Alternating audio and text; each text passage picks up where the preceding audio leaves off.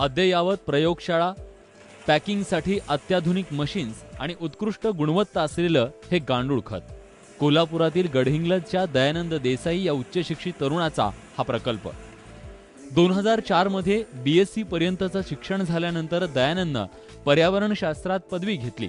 त्यातील घनकचरा व्यवस्थापन हा विषय आवडीचा बनला. याच कालावधीत गडहिंग्लज नगरपालिकेच्या घनकचरा व्यवस्थापनाचं टेंडर मिळालं आणि शहरातील कचऱ्यापासून गांडूळ खत निर्मितीची संकल्पना राबवली.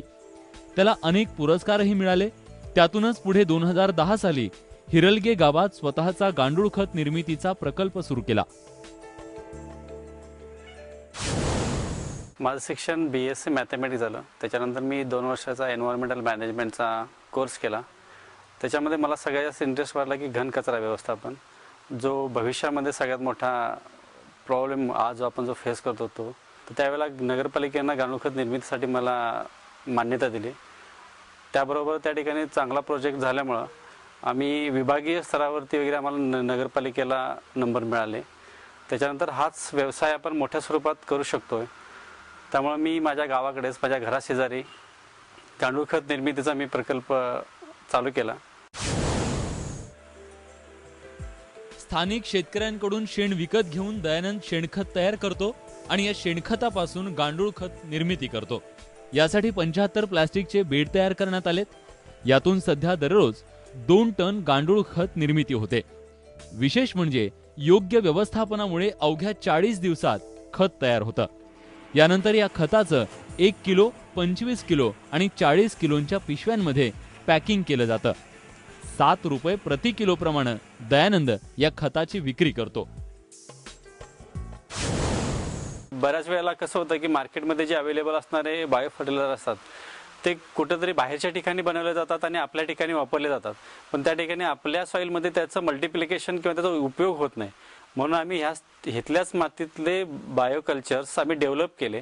त्याच्यामध्ये अझोटोबॅक्टर, रायझोबियम, PSP, आझोस्पिरिलियम, ॲसिडोबॅक्टर ह्या सर्व बॅक्टेरिया आम्ही ह्या ठिकाणी स्लांट तयार करून त्याचे मल्टिप्लिकेशन करून लोकांना दिलेलं आहे. खत निर्मितीवर दयानंद थांबला नाही. बायो फर्टिलायझर्स निर्मितीही करण्याचं त्यानं ठरवलं. त्यासाठी ही अद्ययावत प्रयोगशाळा उभारली. PSB, ॲझोस्पिरिलियम, ट्रायकोडर्मा, रायझोबियम, ॲसेटोबॅक्टर या जीवाणूंचं कल्चर तयार केलं आणि गांडूळ खतामध्ये मिसळून पूर्णपणे सेंद्रिय खत निर्मिती सुरू केली. त्यामुळे शेतकऱ्यांसह गार्डनिंग व्यवसायातूनही दयानंदच्या खताला मागणी वाढू लागली आहे. दयानंद या खताची कोल्हापूरसह कोकण, विदर्भ, गोवा आणि कर्नाटकमध्येही विक्री करतोय. लोकांची आवश्यकता ओळखून गांडूळ खताच्या ऐवजी आपण दुसरं पण त्याच्यामध्ये ॲडिशन करून काहीतरी दिलं पाहिजे, इनरिच केलं पाहिजे, जेणेकरून लोकांना बायो फर्टिलायझर्स असतील किंवा बायो पेस्टिसाइड्स असेल जे एक्सेसिव्ह विकत घेऊन त्यांचा जो खर्च होणार होता जादा, तो आपण ह्याच ठिकाणी त्याच गांडूळ खतामध्ये आपण ॲडिशन जर करून दिलं तर ते लोकांना एकाच ठिकाणी आणि कमी किमतीमध्ये जास्तीत जास्त बेनिफिट मिळेल याचा उद्देश समोर ठेवून आम्ही ते उत्पादन केलं आणि म्हणून लॅबोरेटरी तयार केली आणि त्याचा रिझल्ट्स लोकांना चांगले आहेत. त्याच्यामुळे आमच्याकडे चांगली मागणी वाढलेली आहे आणि ते जे खत आहे एनरिच केलेलं खत ते सर्व पिके, फळझाडं, फुलझाडं, भाजीपाला, ग्रीन हाऊस, पॉली हाऊस यासाठी सगळ्यासाठी वापरलं जातं. अगदी छोट्या स्वरूपात सुरू केलेल्या या व्यवसायाचा पसारा वाढलाय. दयानंद वर्षाकाठी 650 टन खताची विक्री करतो, ज्यातून त्याला 40 लाखांचं उत्पन्न मिळतं.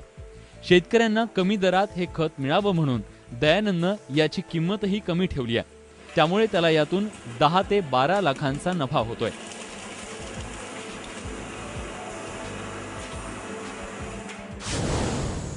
सध्या आपल्याकडं 600 ते 650 टनाची आपण दरवर्षी विक्री करतो गांडूळ खताची. त्याच्यामधून आपला जो टर्न होणार तो 35 ते 40 लाखाचा सध्या चालू आहे. लोकांना कमीत कमी किमतीमध्ये चांगला प्रोडक्ट उपलब्ध करून देणं हा उद्देश असल्यामुळं मार्जिन मनी वगैरे जास्त न ठेवता कमीत कमी किमतीला लोकांना उपलब्ध करून दिलेला आहे. त्यामुळं 25 ते 30% मार्जिन ठेवून आम्ही व्यवसाय करतो. दयानंदचं शिक्षण पूर्ण झाल्यानंतर त्याला मुंबई, पुण्याला नोकरी मिळाली असती. मात्र नोकरीच्या मागं न लागता दयानंदनं आपल्या ज्ञानाचा फायदा कृषी व्यवसायात करण्याचा निर्णय घेतला, ज्याचा परिणाम आज समोर आहे. दयानंदची ही यशोगाथा ग्रामीण भागातील तरुणांना प्रेरणादायी ठरावी अशीच आहे. चंद्रशेखर खोले, एबीपी माझा, कोल्हापूर.